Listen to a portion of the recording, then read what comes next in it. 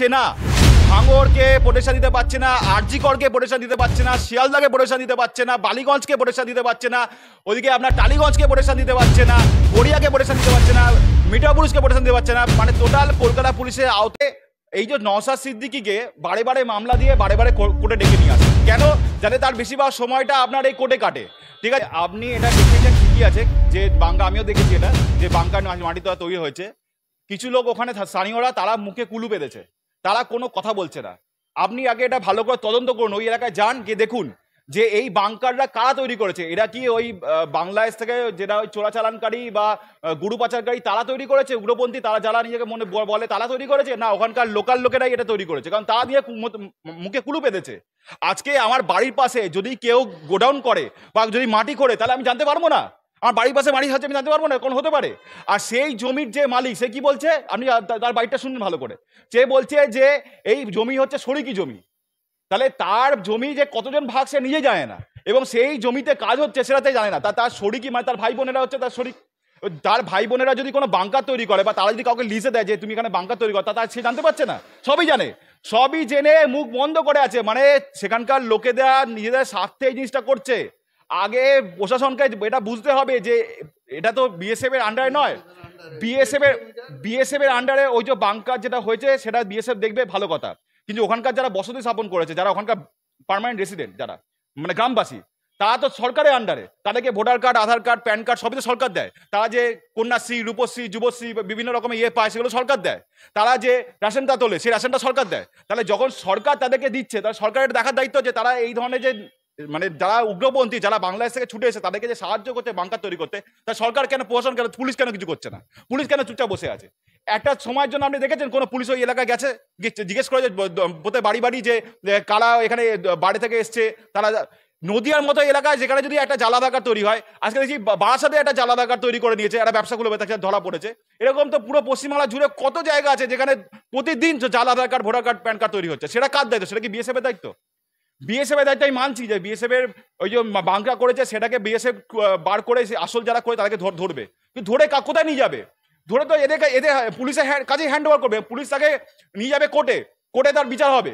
আজকে পুলিশ যদি তার নিজের কাজটা না করে, বিএসএফ কি করে কোর্টে নিয়ে যাবে তাদেরকে? আপনি সেটা উত্তর দিন আমাকে। বিএসএফ যদি কেউ এরকম উগ্রপন্থী থাকে তাদেরকে ধরে পুলিশের হাতে হ্যান্ড ওভার করে, এটাই হচ্ছে আমাদের নিয়ম, এটাই হচ্ছে আমাদের আইন। সুতরাং এই পুলিশ প্রশাসন পুরোপুরি ব্যর্থ।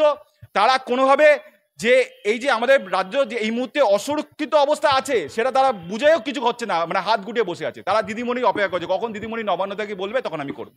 সবচেয়ে বড় প্রশ্ন, গতকাল রাতে দেখলাম ভাঙড়ে একজনকে রাস্তায় দাঁড়িয়ে আছে, তাকে গুলি করে দেওয়া হলো পেটে। আবার আজকে সকালবেলা দেখবেন শিয়ালদা তাকে আগ্নেয়াস্ত্র করতে হবে। পশ্চিমবাংলা কোন জায়গায় যাচ্ছে? আমি এই কথাটাই কিছুদিন আগে আপনাদের চ্যানেলে বলেছিলাম যে এই যে ভাঙড়, যাকে আজকে কলকাতা পুলিশের আওতায় নিয়ে আসা হয়েছে, তাহলে কলকাতা পুলিশ এখান থেকে প্রমাণিত হচ্ছে চরমভাবে ব্যর্থ।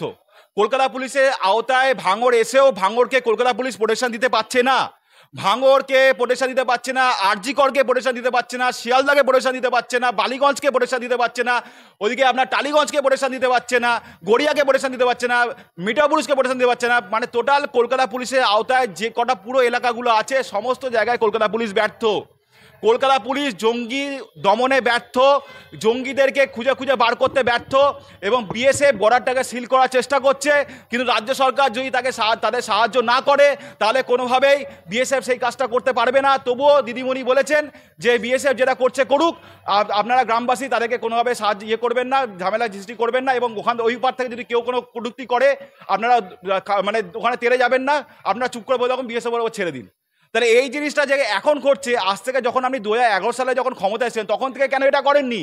তখন থেকে কেন বিএসএফ এর সাথে হাতে হাত লাগিয়ে কেন বর্ডারটাকে ফেন্সিং করেননি? কেন আমাদের রাজ্যটাকে সুরক্ষিত করার চেষ্টা করেননি?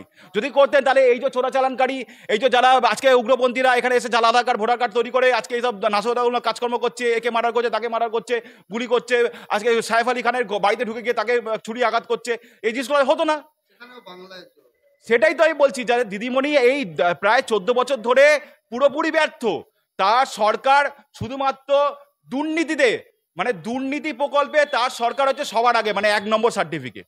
তিনি নিজেই বলেছেন তার যে আমি সব, আমি জাজ, আমি অ্যাডভোকেট, আমি শিক্ষামন্ত্রী, আমি স্বাস্থ্যমন্ত্রী, আমি আপনার কি বলে পুলিশ মন্ত্রী সবাই আমাকে দেখে ভোট দেবে, তাহলে যদি তিনি সর্বেসর্বা হন তাহলে তিনি কেন দায়িত্ব নিয়ে এই বিএসএফ এর সাথে হাতে হাত লাগিয়ে কেন ফেন্সিং ব্যবস্থাটা করতে পারলেন না? আজকে এই যে ওয়েস্ট বেঙ্গলে যে এই মুহূর্তে যে জাল আধার কার্ড, ভোটার কার্ড এবং প্যান কার্ড তৈরি করে এই ধরনের নাশকতামূলক চক্র চলছে, তার জন্য দায়ী হচ্ছে ওই নবান্নে বসে থাকা আমাদের দিদিমণি। যদি আজকে এই আমাদের রাজ্যে কিছু ঘটনা ঘটে, দুর্ঘটনা, তার জন্য দায়ী থাকবে হচ্ছে দিদিমণি।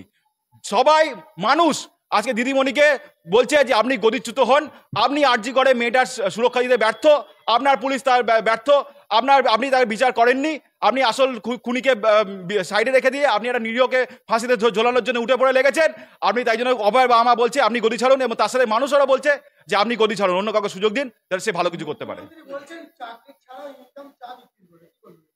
ওটাই তো আপনারা দেখেছেন হয়তো যে দিদি বলছেন যে একটা কোনো একটা এতে দাঁড়িয়ে মঞ্চে দাঁড়িয়ে যে চা বিক্রি করলে এবং ওই ঘুগনি মুড়ি নাকি বিক্রি করলে নাকি যে চাকরির থেকে নাকি বেশি টাকা ইনকাম করা যায়। তো আপনি আগে নিজে বিক্রিটা করুন না, করে দেখিয়ে দিন যে কি করে আপনার বেশি টাকা ইনকাম করা যায়। তাহলে তো তার মানে আপনার দলে বা নেতা মন্ত্রী যারা আছে বা যারা এখন আইপিএস আপনার খুব কাছের মানুষ, তাদেরকে বলুন না যে ওই চাকরিটা ছেড়ে দিতে, দিয়ে নেতা করতে, ঘুগনি মুড়ি বিক্রি করতে, চা বিক্রি করতে, পকোড়া বিক্রি করতে, আলুর চপ বিক্রি করতে, তবে তো আমরা বুঝবো যে চপ শিল্প, তবে তো বলবো যে এটা একটা শিল্প। এরকমভাবে বাজে কথা না বলে আগে নিজে করে দেখান, আগে আপনার নেতা মন্ত্রী কাউকে দিয়ে এই ব্যবসাটা খুলে বসে তাকে দেখান যে এই ব্যবসায় অনেক লাভ আছে, তাহলে সাধারণ মানুষ সেটা করবে। আজকে চাকরি প্রার্থীদের কি অবস্থা সেটা আপনি ভাবুন। আজকে 2000 দিন ওপর হয়ে গেছে, ওরা গান্ধী মূর্তির তলায় বসে আছে, একটা কারো চাকরি হচ্ছে না। আজকে স্কুলগুলো বন্ধের মুখে, আজকে স্কুলের স্টুডেন্ট সংখ্যা আজকে প্রায় নেই বলে একদম শেষের দিকে স্কুলগুলো বন্ধ হয়ে যাচ্ছে, তাই জন্য স্টুডেন্ট নেই, টিচার নেই বলে। এই জায়গা থেকে আজকে ওয়েস্ট বেঙ্গলের চরম খারাপ অবস্থা। আপনারা দয়া করে এই সরকারকে গদিচ্যুত করুন, তাহলে আমাদের রাজ্যটা ভালো থাকবে।